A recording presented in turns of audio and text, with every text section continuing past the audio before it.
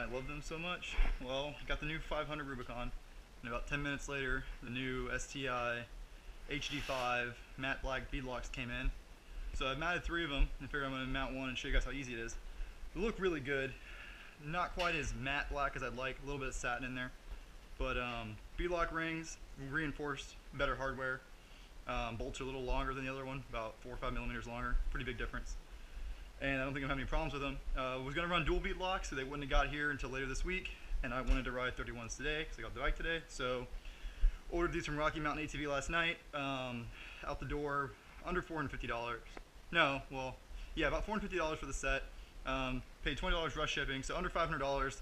Ordered them last night at 4 p.m. They were here at 11 a.m., which is just completely retarded. But I don't know what it costs to ship these things. But Rocky Mountain ATV, a good place to get wheels.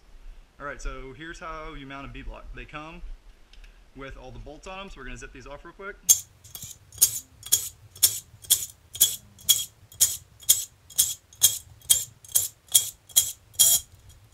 10 or 15 foot-pounds. I don't actually use a torque wrench. I've done these a bunch of times. Used to use torque wrenches.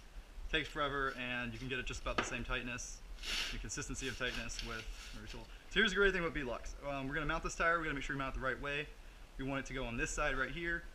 So when the wheel flips up, we want that facing that way. So that will be the inside. Okay. No tools required. Just throw it on there. You do it all with your hands. These tires are used, obviously. They run like 500. So new ones mount even a little easier. But you can do it all by hand.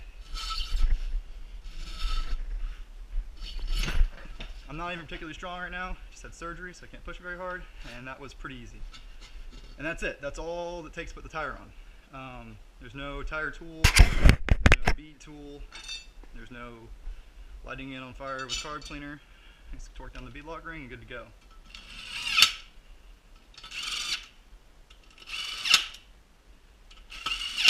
Just tighten it down diagonally like you would a head bolt. Check, make sure you got about even spacing all the way around. The ring is designed where it'll fit in a groove and it'll line itself up.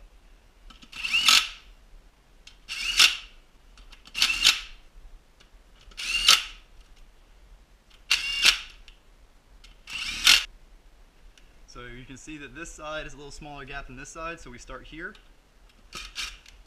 and we tighten away from the small gap, because the tension is going to build the farther you get, kind of like a little bit of a daisy chain effect.